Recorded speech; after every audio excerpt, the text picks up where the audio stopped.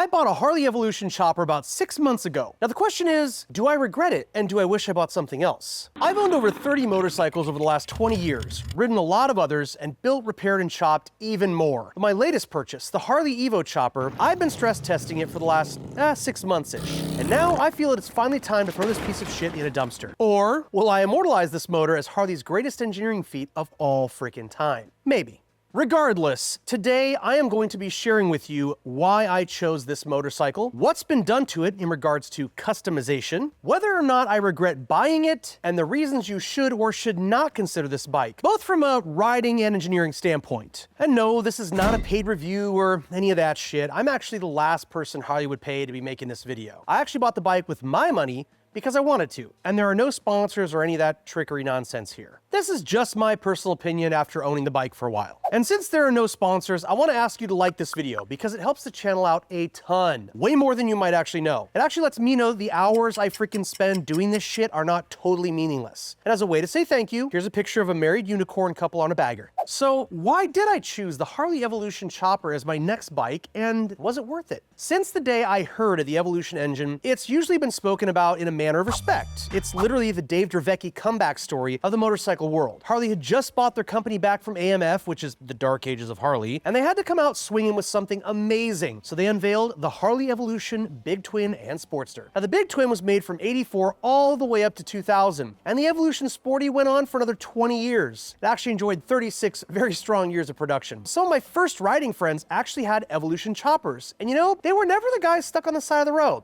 But it's still a Harley, and I had heard and seen others have a lot of issues. Was I gonna be stuck with a damn lemon that needed to be nursed along for decades? So I began my hunt. Now my friend Tom reached out and just so happened to be selling one that he built. Took a trip over to his place, and let me tell you, this thing looked freaking rad. It sounded goddamn sexy too. I figured, what the hell, it's a good deal. It's high time I dive into the oil-soaked whirl of Harleys. I handed over my shekels and I rode that fucker home. So let me give you a super fast tour of what I've actually done with the bike since I bought it. Now the first thing I did was a handlebar swap. They actually came with rabbit ear bars and they just didn't have the leverage I wanted to control the bike. It took a lot of monkeying around actually to get the right bar fit. I ended up using a set of shorter ape hanger style bars. I had to find a weird balance between the risers I wanted and the bars because too much rise, the bars were too far back, not enough rise, and I was bending in half like a fucking taco. So I settled on some 2-inch risers and got a thicker seat, which made that cockpit reach in the handlebars just perfect. Next was the brake disc swap and tire change. The front brake disc was not perfectly flat. It squeaked a lot, so that had to be replaced, along with the front tire. But that was a pretty easy job. We actually have a video coming pretty soon that's gonna show you the absolutely easiest and most painless way you can change tires. So hit that little bell thing so you get a notification and don't miss out. It's gonna be a great video. I'm gonna show you guys how you can do tire changes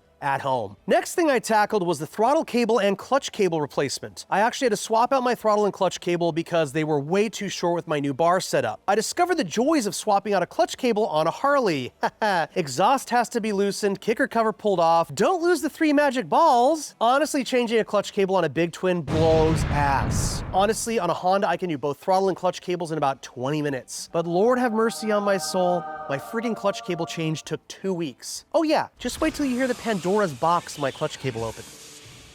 Now the clutch cable is a stupidly simple part, but it's got a pretty complicated process of replacement on a Big Twin. So the reason this took 2 entire weeks is because in the process of removing the exhaust, I had to do that so I could get at the screws that were holding the transmission cover on. The fucking exhaust stud stripped the fuck out. This is kind of one of those things that you pray doesn't ever happen. Like, who wants to get mugged? No one. Who wants their exhaust studs to strip? Literally freaking nobody. It's absolute nightmare fuel. This is one of those repairs that if it's not done correctly, can result in serious future failures. Oh, good punk band name. Since this is my first Evolution engine, I wanted to get some other eyes on this. So I called my boy Roy at Big Head Motorworks for a little advice. He's kind of like the guru on the mountain who somehow always has some sage advice for your stupid ass. He assured me that I wouldn't need to remove the head unless it was the rear cylinder, which, thank the chopper gods, it was not. Gracias, Roy. I did, however, have to buy a special tool to ensure the repair job wouldn't be crooked, and I also chose time certs to repair the threads. Because helicoils are a terrible choice for anything that will be exposed to heat, and only sissy lalas think they're any good. Now this process does have to be done very carefully though, because if you fuck it up, you're pulling the engine, you're removing the head, and you've got some serious metal repair work to do. So that's why my clutch cable swap took 2 freaking weeks. If I didn't have a broken stud, it probably would have taken me a few hours. Now the carb.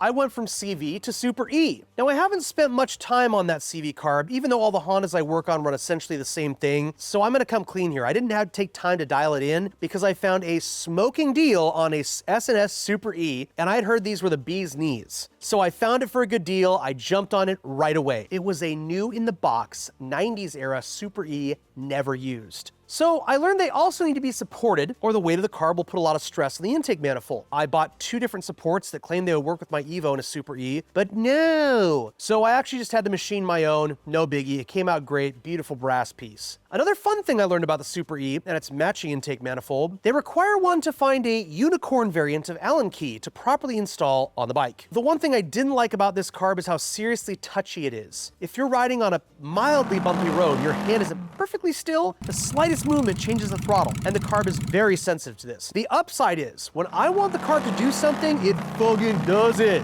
Awesome. Now I had some throttle cable woes. It turns out the throttle cable on my bike was only meant for a CV carb. So I actually ended up making this nifty standoff to accommodate the cable. It worked like a charm. Problem solved. Next up were my foot controls. So I'm only 6 feet tall, and the forward controls on this bike were made for someone with the body dimensions of freaking Shaquille O'Neal. If I didn't set my nuts on the back of the tank, I wasn't gonna be using the brake pedal. So I designed what are basically not super forward mounts. They put the foot controls like right at the frame, and it makes for a way more relaxed riding position. I bent up my own shift and brake lever, and on the kickstand side, I made the foot control mount the mounting point for the kickstand. Next up was the seat. The seat that was on it was pretty cool, but it also let me sit pretty far back, so I was still bending forward a little bit for the bars, and it just wasn't the look I wanted. So I picked up one of those Scorpion-style seats, and voila! The butt holding area looked and felt way better on my tuchus. So let's get into answering the question, do I regret buying this thing? Well, after spending a few months building the damn thing, I got to spend the next couple months riding the damn thing. So it's the engineering perspective and the riding perspective that I'll be sharing my thoughts from and wrap it all up in a cute bow with whether or not I recommend this bike to anyone. On the chopping end of things, I will say, Harley is a huge fan of 5/16/24 thread. I'm not. I get it. There's a time and place for coarse or fine thread, but when you're threading things into aluminum, coarse thread is preferred. I do like that it's a pretty spread out platform, and I like there's lots of room for activities. That being said, not everything on the bike is as well thought out as it could be. But hey, it's a chopper, baby. Now, the wiring system is wonderfully simple, and I can really appreciate that. I've